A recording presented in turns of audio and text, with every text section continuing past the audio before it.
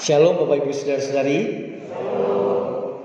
Pertama-tama izinkan saya memperkenalkan diri terlebih dahulu. Nama saya Yunus Septifan Harefa. Saya asli dari Nias dan saya tadi berkenalan dengan beberapa Bapak Ibu Saudara-saudara yang juga dari Nias. Saya ucapkan ya aho buat kita. Saudara-saudara, tadi ngobrol dengan Boksu di sini, ternyata beliau juga orang Sulawesi dan istri saya juga orang Sulawesi, saudara-saudara. Jadi saya bersyukur sekali ya, di sini kita dari segala suku. Rasanya ini seperti cicipan sorga, saudara-saudara. Karena kalau kita baca di dalam Wahyu, segala suku dan bangsa memuji dan menyembah Tuhan. Dan saya rasa itu hal yang sangat indah sekali kalau kita bisa bersatu di dalam segala perbedaan, memuji Tuhan yang sama, Tuhan kita Yesus Kristus. Saudara-saudara, saya perkenalan singkat pelayan saya saat ini di GKPKR Telugong, Gereja Kristen Protestan Kehidupan Rohani Telugong, dan saya melayani sebagai gembala jemaat di sana bersama dengan istri. Dan terima kasih banyak, satu kehormatan saya bisa melayani di tempat Bapak Ibu Saudara-saudari. Terima kasih untuk semua hamba Tuhan, harapan Tuhan dan jemaat yang telah memberikan kesempatan kepada saya. Saudara-saudara, saat ini kita akan bersama-sama membaca satu bagian firman Tuhan yang diberikan kepada saya untuk kita sama-sama pelajari hari ini dari Titus pasal 2 ayat 11 hingga ayat yang ke-14. Titus pasal 2 ayat 11 hingga ayat yang ke-14. Firman Tuhan berkata demikian, saudara-saudara, silakan menyimak di Alkitab kita masing-masing. Sebab sudah nyatalah anugerah Allah yang menyelamatkan semua manusia dan mendidik kita supaya kita meninggalkan kefasikan dan keinginan-keinginan duniawi, dan supaya kita hidup bijaksana, adil dan saleh di dalam dunia sekarang ini, dengan menantikan penggenapan pengharapan kita yang penuh berkat dan penampakan kemuliaan Allah yang maha besar dan juru selamat kita Yesus Kristus, yang telah menyerahkan dirinya bagi kita untuk membebaskan kita dari segala kejahatan dan untuk menguduskan bagi dirinya suatu umat miliknya sendiri yang rajin berbuat baik. Saudara-saudara, ada satu buku yang ditulis kurang lebih 20 tahun yang lalu, saudara, dan sudah diterjemahkan buku ini. Judulnya Skandal Hati Nurani Kaum Injili. Dan ada satu pertanyaan, mengapa orang Kristen makin serupa dunia? Saudara-saudara, waktu dibaca buku itu 20 tahun yang lalu, mungkin gak terlalu relevan. Tetapi waktu kita baca saat ini, kok makin relevan pertanyaannya. Mengapa orang Kristen makin serupa dunia? Buku ini saudara-saudara ditulis oleh Ronald Sider dalam konteks Amerika Serikat. Dan dia meneliti kenapa orang Kristen yang menyebut dirinya Injili, orang yang memegang doktrin reform, tetapi kok hidupnya gak ada bedanya dengan orang-orang di luar sana. Saudara, waktu kita baca di tahun-tahun ini, kita juga pikir, wah kok sama ya, kok mirip. Bahkan dibawa di konteks Indonesia, mungkin juga mirip-mirip, saudara-saudara. Kok orang-orang Kristen makin serupa sama dunia. Dan ironisnya waktu dia adakan penelitian jajak pendapat, saudara, adakan survei. Misalnya begini, perceraian. Dia menemukan, saudara-saudara, bahwa perceraian orang Kristen Injili Reform tidak ada bedanya dengan angka perceraian secara skala nasional. Sama juga, orang Kristen mengaku dirinya Injili, pegang Alkitab sebagai otoritas dalam hidupnya, tapi perceraiannya juga tinggi. Lalu dia bicara soal seks pranikah, tentang kumpul kebo, kohabitasi, pornografi. Tidak ada bedanya sama orang-orang di luar sana yang gak kenal Kristus. Dia bilang gini, bahkan mungkin orang yang belum Kristen jauh lebih baik daripada orang-orang yang menamakan dirinya Kristen Injili. Mengapa orang Kristen makin serupa dengan dunia? Saudara-saudara, lalu di dalam buku itu kalau kita membacanya, kita akan menemukan bahwa dia mengatakan ini bukan soal praktis saja. Ada persoalan teologis, dan dia mengutip istilah Dietrich Bonhoeffer, cheap grace, anugerah murahan. Banyak orang Kristen meremehkan anugerah itu, menganggap anugerah itu murahan. Yang penting saya sudah diselamatkan dari api neraka, saya sudah di sorga, dan saya hidup bebas sesukanya di dalam dunia ini. Makanya orang tidak takut lagi berbuat dosa. Suka-suka saya. Sudah mengapa orang Kristen semakin serupa dengan dunia? Saya pikir itu juga inti pesan Paulus kepada jemaat di Kreta. Paulus memberikan surat ini kepada Titus, disebut dalam kelompok surat pastoral, surat penggembalaan. Karena ada persoalan besar di Kreta, saudara. Bukan kereta ya, Kreta, saudara. Tepatnya di sebelah negara Yunani, saudara. Jadi kenapa orang-orang Kristen di Kreta ini kok gak ada bedanya sama orang-orang dunia? Kok malah makin mirip sama dunia ini? Saudara-saudara, misalnya saya baca beberapa ayat misalnya. Ini yang terjadi di Kreta, saudara-saudara. Oke. Misalnya di ayat 12. Jadi punya reputasinya buruk sekali orang Kreta. Dikatakan ini dari mereka sendiri. Seorang dari kalangan mereka, menabi mereka sendiri pernah berkata, dasar orang Kreta apa? Pembohong, binatang buas, pelahap yang malas. Saudara, kalau dikatakan ini ke kita gitu, ini sakit hati ya kita ya. Tapi ini udah reputasinya kayak gitu. Mereka itu pembohong, binatang buas, pelahap yang malas. Kalau binatang buas berarti tidak terkendali, hidupnya dalam dosa. Lalu saudara-saudara, ayat 10 dikatakan, karena sudah banyak orang hidup tidak tertib, terutama di antara mereka yang berpegang pada hukum sunat, dengan omongan yang sia-sia mereka menyesatkan pikiran. Karena mereka mengacau banyak keluarga dengan mengajarkan yang tidak mendapatkan untung yang memalukan. Ini masuk ke dalam tataran kepemimpinannya. Para pemimpin Yahudi yang memimpin di sana, karena ini bukan orang Yahudi, orang Kreta. Mereka mengatakan kalau mau ikut Tuhan, ikut Yesus harus sunat. Berarti ada hukum-hukum lain, ada Injil lain yang lebih sempurna dan diajarkan kepada jemaat. Lalu ayat 16. Mereka mengaku mengenal Allah, tetapi dengan perbuatan mereka menyangkal Dia, mereka keji dan tidak taat dan tidak sanggup berbuat yang baik. Saudara, ini gambaran orang-orang Kreta. Dan saya pikir istilah yang dikutip oleh Ronald Sider, yang dia pinjam dari Dietrich Bonhoeffer tadi, cheap grace, itu mungkin mirip. Dan banyak orang Kristen yang punya pikiran seperti ini, saudara-saudara. Apa cheap grace? Kita meremehkan anugerah ketika kita berkata seperti ini. Asik, saya sudah selamat, jadi bebas berdosa, ya. Atau kita mengatakan yang penting sudah dapat tiket VIP ke sorga setelah mati, bebas berdosa hari ini. Atau orang akan berkata, gak usah kudus-kudus amat lah pendeta, mumpung masih hidup, nikmati dosa selagi ada kesempatan. Amin, saudara. Atau bilang begini, Tuhan kan maha kasih, pasti maklum sama dosa-dosa saya. Kalau model berpikir ini ada di hati, di pikiran kita dalam menjalankan kehidupan kita sebagai Kristen, kita sedang meremehkan anugerah itu. Kita mengatakan grace itu sangat-sangat murahan sekali. Pengorbanan Yesus begitu murah. Kita tidak menghargainya, kita tidak menikmatinya dengan kesungguhan. Maka kita hidup dalam dosa. Saudara-saudara, hari ini di masa Advent, itu kan masa Advent kita lagi mempersiapkan hati rohani kita menyambut kedatangan Kristus secara khusus yang kedua kali. Jadi kalau lihat zamannya, garis waktunya, itu yang salib berarti Yesus sudah datang pertama kali. Dan Yesus berjanji nanti akan datang. Betul ya? Kita itu ada di masa-masa ini sekarang nih, yang abu-abu. Ya, tapi kita sudah mencicipi kan kenikmatan sorga itu sebenarnya sekarang. Jangan kita pikir nanti baru kita nikmati sorga.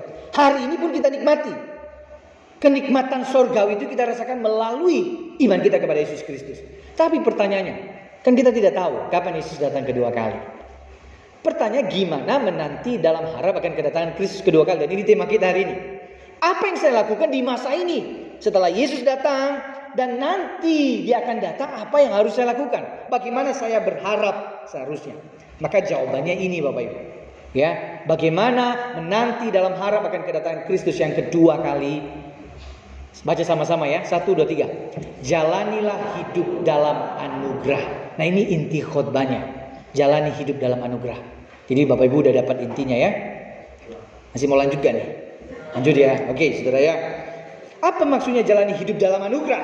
Pertama, hidup dalam anugerah artinya segala yang kita lakukan adalah respons terhadap apa yang Allah sudah lakukan untuk kita. Saudara-saudara, di ayat 13 dan 14 dikatakan di sana, selalu referensinya kenapa saya berharap saat ini.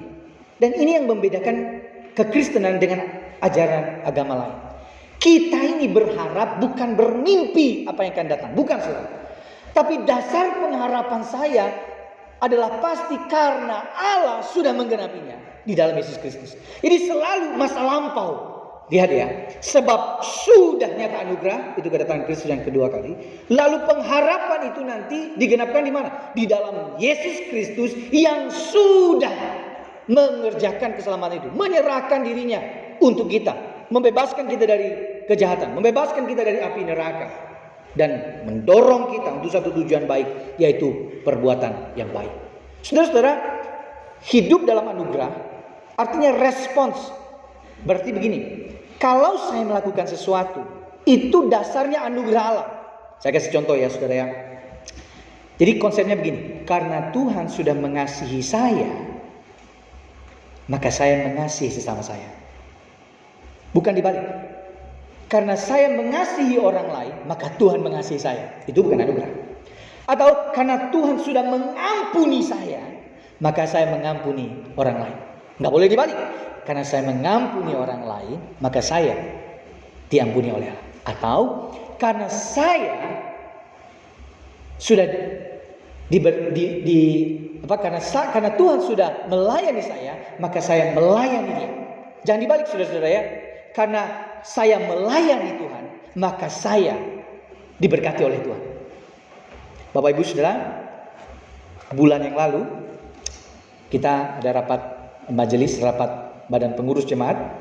Lalu kemudian saya itu gelisah, saudara. Semua kita, para anggota majelis, kita hamba batun sibuk ya, mikirin jemaat, bagaimana mereka, kenapa ya orang gak rajin, diajak pelayanan gak mau begitu ya, males sekali pelayanan ya. Tapi itu di gereja saya ya. Kalau di sini kayaknya nggak ada ya, nggak ada bedanya maksudnya, saudara ya. Saudara, kita mikirin gimana mendorong orang itu punya hati mencintai Tuhan, mengalami Tuhan dalam hidupnya. Semua berpikir. Lalu saya bilang, kita coba tenangkan diri ya. Sudah setahun ini kita jalani yang kita rindu jemaat-jemaat bertumbuh dewasa. Tapi saya mau tanya, selama setahun ini, kita sendiri sebagai pemimpin ini, alami Tuhan gak dalam hidup kita? Rasakan Tuhan gak dalam hidup kita? Alami pembentukan Tuhan dalam hidup kita? Percuma kita ajak jemaat, kita sendiri gak alami, rasakan pengalaman perjumpaan dengan Tuhan itu sendiri. Lalu saya bilang, sebelum kita mulai rapat ini, kita doa, dan saya mau dengar masing-masing bicara. Apakah Tuhan membentukmu selama setahun ini? Kalau Tuhan masih belum membentuk kita, saya pikir kita berhenti untuk mendorong orang lain untuk mengikuti semua program kegiatan ini. Kita sendiri gak mengalaminya. Saudara, lalu sama ya, saya juga mengevaluasi diri. Kami yang membantu mengevaluasi diri semuanya. Jadi gak ada yang merasa dirinya lebih baik. Saya juga mengaku bahwa ada hal-hal yang mungkin saya masih kurang dan saya terus belajar. Tapi ada satu orang rekan kami majelis, lalu dia bilang begini, dan saya sangat terharu mendengarnya. Dia bilang begini, dulu waktu saya melayani, saya itu banyak sekali mengeluh. Saya rasanya pengen mundur. Dan dia udah berulang kali pengen mundur pelayanan. Tapi dia bilang, Tuhan bentuk saya. Saya makin sadar setelah melihat kenapa orang yang gak bisa diatur dan semuanya. Saya makin mengerti semua orang itu diproses dengan caranya masing-masing. Tuhan proses kita dengan cara berbeda. Dan Tuhan juga lagi proses saya, katanya begitu. Lalu dia bilang, saya makin mengerti, dulu saya ingin mundur pelayanan. Tapi hari ini saya mengatakan, saya akan dengan sungguh-sungguh mengerjakan tugas tanggung jawab pelayanan ini. Kenapa? Karena saya sadar betul Tuhan baik sama saya. Tuhan mengasihi saya. Dulu saya minta kerjaan, Tuhan kasih kerjaan. Dulu saya minta ini, Tuhan kasih. Apa yang bisa saya kasih buat Tuhan? Karena Tuhan sudah memberkati saya, Tuhan sudah mengasihi saya, Tuhan sudah mencintai saya, Tuhan sudah memberikan segala-galanya buat saya. Maka saya berkomitmen memberikan apa yang saya bisa lakukan untuk pelayanan. Hati saya senang dan tenang. Saya bilang, puji Tuhan. Nadanya sama semua, cara berpikirnya. Saya bilang, ayo kita lanjut mengerjakan pekerjaan ini. Karena saya percaya Tuhan masih bekerja di hati pemimpin-pemimpin ini. Saudara-saudara, cara melayani berbeda kalau kita mengatakan, saya melayani karena respon saya. Saya melayani bukan supaya saya diberkati oleh Tuhan. Itu beda sekali. Itu bukan anugerah konsepnya. Tapi karena saya sudah diberkati oleh Tuhan, karena saya sudah menerima cintanya Tuhan, maka saya melayani Tuhan. Saya memberikan yang terbaik untuk Tuhan. Saya rela bayar harga. Karena Tuhan cinta sama saya dan sudah menerima itu. Beda loh saudara. Kalau kita mengerti anugerah, pelayanan itu kan gampang. Bertemu dengan orang yang kita bertemu dengan orang berdosa. Ya sama-sama berdosa. Pasti ya mungkin saling menyakiti. Tapi karena ini anugerah, kita akan melihat dia dengan kacamata anugerah. Semua orang sedang diproses oleh Tuhan. Dan mari kita sama-sama berjuang melayani Tuhan. Saudara-saudara, hidup dalam anugerah itu artinya respons. Yang kedua, saudara, hidup dalam anugerah artinya segala yang kita lakukan adalah upaya untuk meninggalkan kehendak dunia demi melakukan kehendak Allah. Kita mengupayakan tinggalkan yang jahat, tinggalkan yang buruk, lakukan yang baik sesuai dengan kehendak Allah. Bapak Ibu saudara-saudari, ada seorang anak muda datang dan cerita kepada saya, dia bergumul dengan pekerjaannya. Sini banyak anak muda ya. Dia bergumul begini, Pak, saya ini kerja, tapi saya gara di tempat kerja ini saya gak ada waktu ibadah, karena minggu disuruh masuk. Wah, iya, memang gara-gara dia kerja di tempat yang baru, saudara, berapa bulan tuh jarang ibadah, gak ikut kelompok kecil, gak mau, dulu aktif pelayanan, gak aktif pelayanan. Dia bilang, gimana ya, saya sebenarnya gelisah, tapi Pak, gajinya lumayan Pak. Wah, butuh uang juga. Anak muda butuh uang ya. Gaji besar atau pelayanan? Jujur. Tergoda kita ya. Gaji besar lumayan, pelayanan nantilah. Lalu dia bilang, gimana Pak ya? Tapi saya butuh uang, keluarga butuh uang. Saya ini hati-hati saudara jawabnya. Kalau saya bilang dia keluar, dia siapa yang biayain orang ini kan? Lalu saya bilang, kamu doa deh.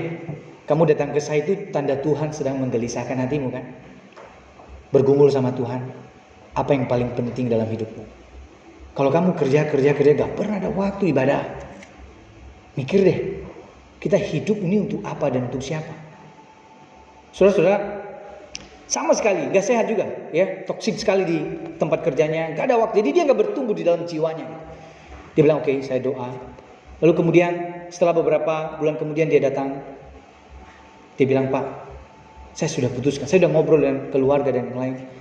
Saya memang harus berhenti dari kerjaan ini. Walaupun gajinya lumayan, tapi saya sudah apply ke tempat yang lain. Gajinya lebih dikit, agak kurang dikit lah ya. Tapi saya rasa saya nggak mau terus-menerus. Tidak ada waktu untuk ibadah, tidak ada waktu untuk pelayanan, tidak ada waktu untuk bertumbuh dalam komunitas rohani. Saya memutuskan untuk meninggalkan itu, mengambil yang lebih sedikit supaya saya bisa melakukan kehendak Allah. Dan akhirnya dia bisa bertumbuh lagi. Dia ikut komunitas, dia ikut pelayanan, rajin pelayanan. Dan saya rasa itu cara-cara Tuhan, saudara. Setiap kita mungkin punya pengalaman berbeda-beda. Tapi waktu kita bicara hidup dalam anugerah, artinya ada upaya dari kita untuk cut keegoisan kita, kesenangan, kenyamanan kita demi melakukan kehendak Allah. Saya rela tidak ngopi. Biasanya kita ngopi ya. Ngopi berapa kali sehari, kita mungkin habiskan berapa duit. Tapi saya rela untuk sisihkan uang ngopi saya itu buat apa?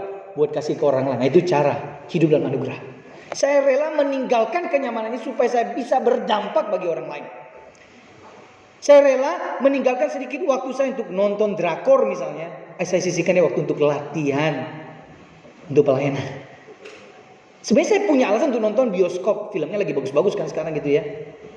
Tapi saya rela untuk meninggalkan sedikit kenyamanan itu demi melakukan kehendak Allah, demi supaya saya bertumbuh dalam kelompok kecil atau dalam PA, dalam pendalaman nanti, apapun itu yang membuat saya bertumbuh. Meninggalkan yang bukan kehendak Allah demi melakukan kehendak Allah. Saudara perhatikan ayat yang saya kutipkan di atas. Kita dipanggil supaya apa? Supaya kita meninggalkan kefasikan. Dalam NIV dikatakan supaya kita bisa say no sama apa? Sama yang jahat, keinginan duniawi, keinginan jahat. Dan kemudian supaya kita hidup bijaksana. Itu indah sekali. Hidup bijaksana dalam beberapa terjemahan adalah pengendalian diri, mengontrol diri. Jadi bijaksana itu adalah bicara tentang kita bisa mengendalikan diri atau tidak. Saya kasih contohnya saudara ya. Paling mudah untuk mengerti bagaimana kita hidup bijaksana itu gini. Kalau kita bawa mobil saudara, ada dua yang paling penting, ada rem sama gas ya. Kebayang gak saudara? Kalau orang itu gak bijaksana, gas terus di jalan, apa yang terjadi? Kita gak ada di sini saudara ya. Kita mungkin udah di rumah sakit. Jadi ini kapan mesti gas, kapan mesti rem ya? Mesti bijaksana. Kasih contoh ya. Bapak Ibu tinggal teriak rem atau gas. Rem itu artinya tahan diri, kendalikan diri. Gas itu gas, lanjutkan. Saya akan baca beberapa pernyataan. Ya, saya baca beberapa pertanyaan. Bapak Ibu tinggal bilang, ini saya mesti rem atau gas. Enggak harus sama, masing-masing aja ya. Enggak usah nyontek kiri kanan ya. Misalnya begini. Ada orang yang membutuhkan pertolongan. Gas. Wah, luar biasa baik-baik ya jemaat di sini. Ada orang yang berkata kasar dan menghinamu. Benar. Gas ya, ada yang kasar. Lanjut ya. Ada kesempatan untuk melampiaskan amarah karena situasi tidak sesuai harapanmu. Masa? Ada godaan untuk menggosipkan seseorang. Gas. Ini. Waduh. Itu ngebut Pak tadi Pak ya. Gasnya luar biasa tuh. Ini nih. Seorang teman meminta pinjaman uang, tapi kamu tahu dia tidak tepat janji.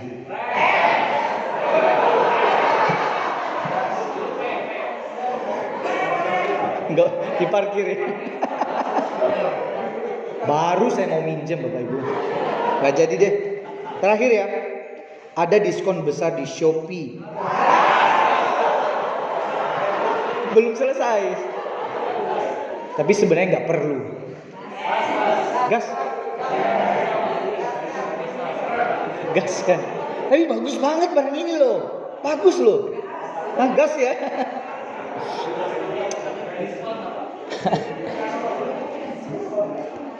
Saudara-saudara perhatikan ya. Orang bijaksana selalu tahu kapan dia mesti rem, mesti gas dalam hidupnya. Waktu kita bisa mencara menanti dalam harap. Berarti apa keputusan bahkan yang kecil-kecil pun dalam hidup saya saat ini. Saya tuh mesti tahu kapan saya mesti marah ya. Kapan saya mesti ngomong. Saya mesti diam dulu. Ini kan mesti pas ya. Di dalam kehidupan berkeluarga juga sama ya. Kalau bayangkan ya. Jadi istri gas terus. Ngomel terus begitu. Itu bisa apa yang terjadi, tabrakan luar biasa saudara ya. Kecelakaan di dalam rumah tangga ya. Maka mesti tahu kapan saya mesti rem, mesti gas. Dalam banyak hal ini bisa diaplikasikan. Tapi orang yang hidup dalam anugerah tahu betul kapan dia mesti menahan diri, kapan dia berbicara dan yang lain. Dia mengerti rem dan gas dalam hidupnya. Hidup bijaksana. Nah saudara-saudara, persoalan yang tadi yang kita baca adalah ini. Di ayat 16, baca sama-sama saudara. 1, 2, 3. Mereka mengaku mengenal Allah, tetapi dengan perbuatan mereka menyangkal dia. Ini persoalannya di dalam kehidupan orang-orang di Kreta itu. Mengaku mengenal Allah, tetapi dengan perbuatan mereka menyangkal dia. Ngomongnya doang mengaku mengenal Allah. Dan banyak orang Kristen mengaku Kristen, tapi hidupnya sama sekali gak Kristiani. Saudara-saudara, kita jangan cuma mengaku Kristen, tapi hidup kita tidak bernilai Kristiani. Ketika mempersiapkan renungan ini, saya merenungkan, saya mendapatkan inspirasi gini. Saya bagi 4 saudara. Ada 4 tipe orang yang mengaku Kristen. Oke, pertama saudara, saya kasih tabel ya. Tipe pertama adalah ini. Ada tipe yang mengaku Kristen, dia ikut dunia tapi gak ikut Yesus. Ada kayak gini? Disuruh ke gereja gak mau, tapi ngaku Kristen. Tapi ikut berdosa saudara. Nah, kita sebut apa identitasnya ini? Kristen KTP. Dan dia gak mengerti anugerah. Orang ngaku Kristen tapi gak ikut Yesus, ikutnya dunia. Benar-benar ini cuma Kristen KTP saja. Cuma di kartu saja. Dan dia tidak ngerti anugerah dalam hidupnya. Tipe yang kedua ini. Enggak ikut dunia, enggak ikut Yesus juga. Ada gak kayak gitu? Ada loh saudara. Dia gak berdosa, enggak. Tapi disuruh ikut Yesus juga enggak. Disuruh berbuat baik juga enggak. Disuruh melayani juga enggak. Jadi yang penting saya enggak melukai orang, enggak nyakitin orang, enggak berbuat jahat sama orang. Tapi jangan suruh saya juga berbuat baik sama orang. Ini Kristen juga, ngaku Kristen. Ini identitasnya kita sebut Kristen-Kristenan saudara. Dan dia gak ngerti anugerah. Gak ngerti anugerah. Cuma main-main doang. Yang ketiga, tipe ketiga. Ikut dunia, ikut Yesus. Melayani, puji Tuhan. Bagus sekali melayani. Suaranya bagus. Main musik bagus. Ngajar bagus. Pemerhati. Semuanya dilakukan. Tapi pendosa iya. Pembohong iya. Pemarah iya, mencuri iya, berzina iya. Ini apa? Ngaku Kristen juga. Kita sebut dia sebagai Kristen bertopeng. Gak ngerti anugerah. Tapi saya percaya gak ada di sini yang 1, 2, 3 ini. 4 pasti ya. Amin Pak ya. Kita doakan semua yang 4 ini ya. Biasanya yang terakhir itu yang paling bagus ya. Dan betul. Orang itu adalah orang yang enggak ikut dunia, cuma satu ikut Yesus. Identitasnya adalah Kristen sejati, saudara. Dan dia mengerti anugerah. Cuma satu dalam hidup saya melakukan apa yang Yesus kehendaki dalam hidup saya. Saya akan mengatakan tidak pada dunia, ya pada Yesus. Dan itulah Kristen sejati. Dan dia itu mengerti anugerah. Jangan ngaku Kristen, tapi kita enggak hidup dalam anugerah, saudara. Orang yang mengaku Kristen hidup dalam anugerah. Dia berani menyangkal dirinya. Mengatakan tidak pada keinginan dirinya demi melakukan kehendak Allah. Tapi pertanyaannya adalah ini saudara. Masa sih Pak Pendeta orang Kristen gak bisa jatuh dalam dosa? Nah gitu kan. Kristen sejati berarti benar-benar hidupnya kudus sempurna gitu ya. Nah saudara. Ada 2 prinsip dan ini penting. 2 prinsip. Yang lain juga tadi penting ya. Yang sebelum saya ngomongin penting. Ini juga lebih penting lagi saudara ya. 2 prinsip penting untuk menjadi orang Kristen sejati. Kita baca sama-sama. Ini dia. Baca sama-sama. 1, 2, 3. Orang Kristen sejati bukan berarti tidak pernah jatuh ke dalam dosa. Tapi ia tidak terus-menerus hidup dalam dosa. Saya kasih contoh ya. Kalau ada ayam sama bebek jatuh ke dalam kolam. Waktu ayam jatuh, ayam biasanya ngapain?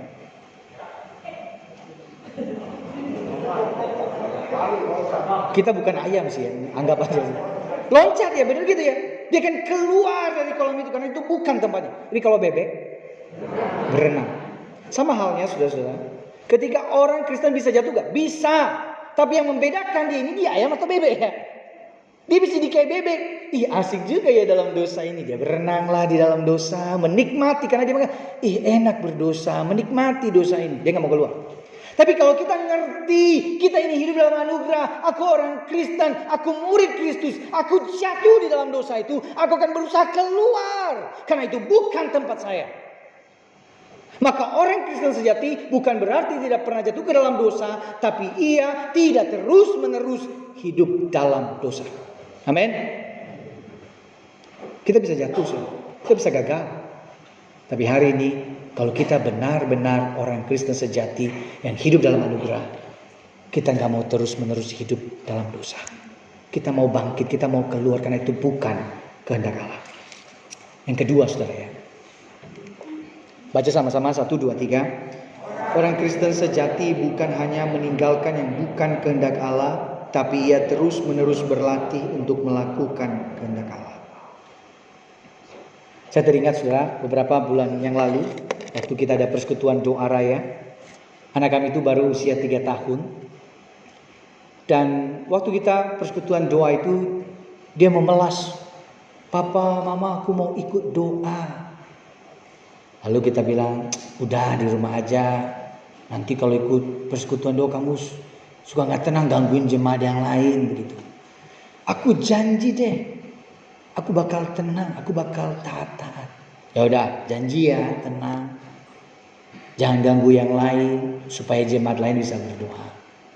Lalu malam itu pun tiba, saudara-saudara, kami ajak dia salam orang-orang, jemaat-jemaat. Lalu kemudian setelah beberapa lama kemudian dia mulai, saudara, keliling sana, keliling sini. Waktu hening, rasanya aduh ini gimana nih ya. Lalu kemudian setelah pulang itu kami panggil dia. "Dan Li, kamu tadi bilang kamu mau taat, kamu mau tenang." Lalu dia ngomong dengan polos sekali, "Betul, Bapak. Betul. Tadi Li itu udah tahan. Udah tahan, pengen duduk, tahan, pengen tenang. Tapi sudah gak tahan lagi. Makanya dia lari-lari." Tapi sudah saya sedikit, ini lucu juga ya, tapi kadang kita kayak gitu ya di hadapan Tuhan ya. Dosa itu kan struggle-nya luar biasa. Kita tahan, kita pengen kendalikan tapi gak bisa gitu. Lalu saya bilang sama mamanya, "Oke, kayaknya minggu depan gak usah lagi deh ya. Biar di rumah aja, gak apa-apa." Lalu setelah beberapa minggu gak ikut. Nah, minggu kemarin, saudara, kita ikut doa lagi. Dia memelas lagi dengan wajah yang sama, saudara. "Aku mau ikut doa." Wah, saudara, aku mau ikut doa. Kan salah juga kalau pendeta tidak memberikan ruang bagi anak-anak datang berdoa, saudara ya. Ini pendeta macam apa ini ya? Ini papanya lagi ya. Masih bilang, "Oke, kita bikin perjanjian ya. Tapi tenang. Supaya jemaat lain jangan terganggu." Lalu saudara, puji Tuhan, saudara, waktu kami mulai berdoa, dia duduk dengan tenang 5 menit. Setelah itu balik lagi ke setelan awal. Saudara, tapi ada satu hal yang saya lihat, ada bertumbuh. Mungkin di area itu masih prosesnya. Tapi ada satu yang membuat saya senang sekali. Saya gak perlu ngomong sama dia, "Kamu nanti datang, sapa orang, salam orang." Dia udah lakukan sendiri. Dia juga bisa doa syafaat. Dia doa untuk bangsa Indonesia, "Tuhan tolong, lagi banjir, lagi longsor." Siapa yang ngajarin? Tapi saya mengerti cara anugerah itu bekerja begitu, saudara. Anugerah itu mendidik, mengarahkan, menuntun, memberi ruang bagi gagal, jatuh dan bangun hidup kita. Tapi selalu anugerah itu mendidik kita. Sama seperti orang tua kan gitu, saudara.